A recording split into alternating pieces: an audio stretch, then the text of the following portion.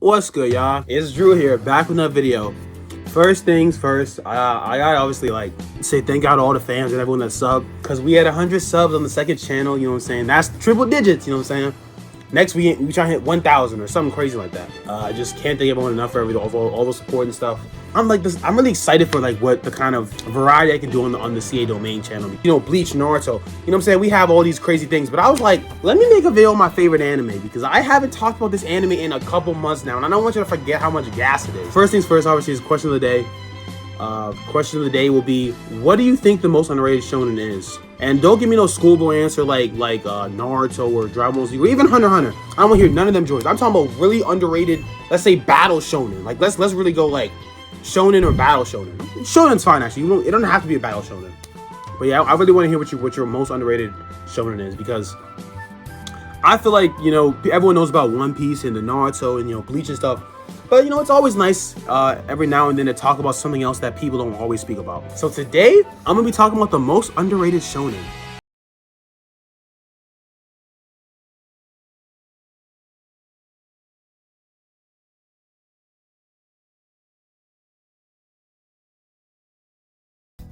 One problem that I think Reborn has, or one thing that kind of sucks about, like, Reborn, is the way it's constructed as a series. It makes it very, very hard to get people into it. So the way it was kind of constructed was it was a comedy like shonen at first. Like it wasn't a classic battle shonen. I want to say it's first 60 chapters and then like first 24 episodes. It's like a comedy, right? And it's not even a great comedy at that. So it's kind of cool. It's not really nothing crazy. But then once that part hits, it just becomes gas. But again, like to tell someone, hey, watch this series, but the first 24 episodes are overall, I don't think they're that bad, obviously, because I love the series. So when I rewatch it, I just watch for the little cool moments and stuff. But just starting like brand new, starting fresh, it's not good. I'd say it's mid to bad. Like I just can't argue that. And the first 60 chapters, that's a lot of freaking chapters. The first 60 chapters of like One Piece or Naruto, we're looking at Zabuza or Arlong or something insane like that. So the fact that the first 60 chapters or first 24 episodes aren't throwaways, but it's stuff that you kind of like, you have to, that's like the kind of chance you have to give it. It's really unfortunate. So let me sell Reborn to you, I guess, because I'm talking about why Reborn is the most underrated shonen. I kind of have to like explain why it's underrated. So one thing I like about Reborn is that a lot of the characters are like, well, one, you look at the main character, it's not your traditional like battle shonen. Because if you look at Naruto and Goku, they're headstrong. They don't really have problems with like courage and stuff. They're not smart, don't get me wrong, but they're really courageous and stuff like that. And when you look at Tsuna, like he's no good Tsuna. That's like his name, no good Tsuna. He's called that for a reason. Like he's bad at grades.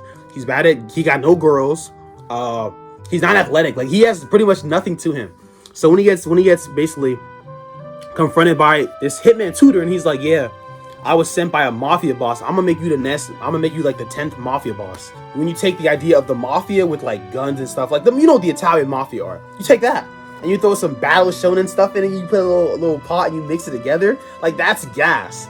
So you look at it, it's like you can see the elements because there are people that use guns. Like for instance, the character Reborn, one of the best characters in the show, he uses guns, but he uses it in such a way that even though it's just guns, it's still other things to it. So you look at that. Then you look at like the power system where it's all based on like flames, but there's different types of flames and they're all correspond to the rainbow. So you look at like there's rain flames, right, which they do a certain thing. And there's storm flames and sky flames and mist flames and all that. And each flame has a different characteristic. So for instance, like the sun flame, how the sun kind of radiates and gives things energy and stuff like that. The sun flame is basically activation. So it makes things faster, stronger, things along the lines of that. The storm flame is another example where that's just pure destruction, because in a storm, everything gets destroyed. Like shit hits the fan, literally. Then you look at the characters and you have a lot of unique characters. Like characters like Reborn. If we're gonna look at like the best senseis in anime, Reborn's name's gotta be on that list, because if you look at Tsuna from episode or from chapter 1 to, when is Reborn? I think it's like chapter 310 or something, or 305 or something. If you look at Tsuna and look at how much stronger, and not even just stronger, but how much he evolves as a leader, it's insane. And I don't want to do too many spoilers because I actually want y'all to watch this series or read this series.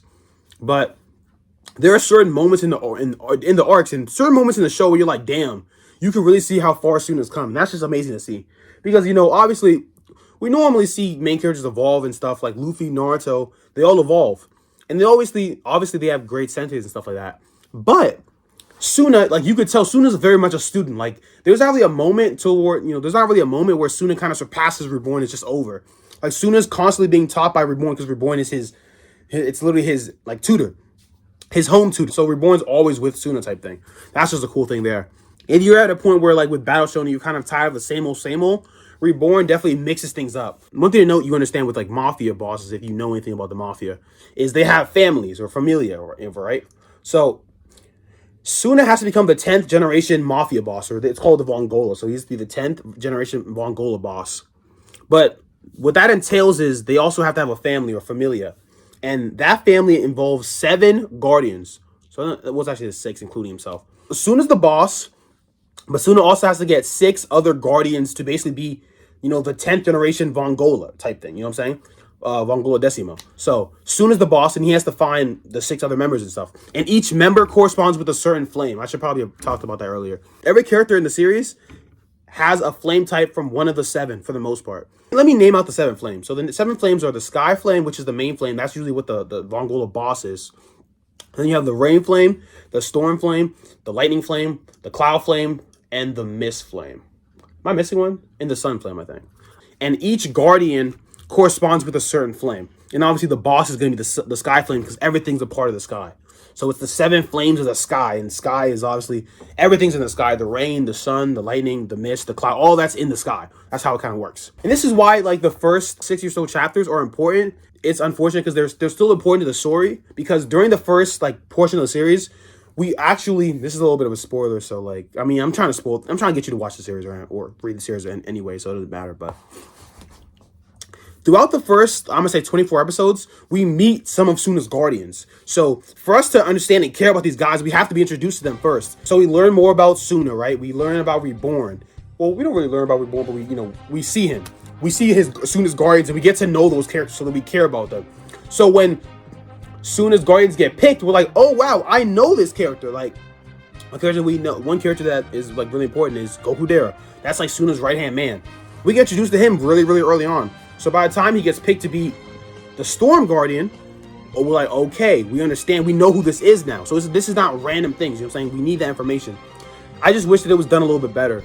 And this goes into like one problem with Reborn I talked about earlier. I talked about one problem, which is basically how the series was structured, where it wasn't thought to be a battle anime from the whole series. Like that wasn't an idea. The battle anime concept wasn't the first thing thought of or whatever. A bigger problem with Reborn, honestly, is the last 2 arcs. They're not animated, so you can watch the whole series, and the last anime episode like ends off with 2 other arcs being in the manga only. Like it's kind of like how Hunter x Hunter is, where there is 2 whole arcs that are not animated. And it doesn't look like it's ever going to happen. Like, unfortunately, like, I think the studio's, like, it fell through or whatever. So, stuff like that. But because of that, like, the best parts of Reborn are not animated. And then, when you look at the fact that the first 20 or so episodes it's not mixed, it's not, like, blended well together. Like, the whole slice of life genre thing it wasn't well thought out when they wanted to become a battle shonen. Like, it doesn't mix really well. If Reborn got a reboot, the series would just be so much better, because they would be able to add in like the slice of life stuff throughout the series without having so much like fluff. It's a lot of fluff in the early parts of Reborn. And you throw around some new gen animation and stuff, have that joint look like Demon Slayer or some crazy shit like that. It'd be looking nutty, it'd be insane. So when you're looking at like a classic shonen, I feel like the power creeping stuff didn't really happen as much in Reborn because of the way the battle or the power systems kind of were made. So like, even though 2 people could have the same type of flame, they could fight completely differently. So there's a character named Xanxus, right? And he has guns, and he uses the sky. Well, yeah, let's just say he uses the sky flame, right? But he uses 2 Glocks or 2 pistols or 2 4s like Paul George or whatever you want to say.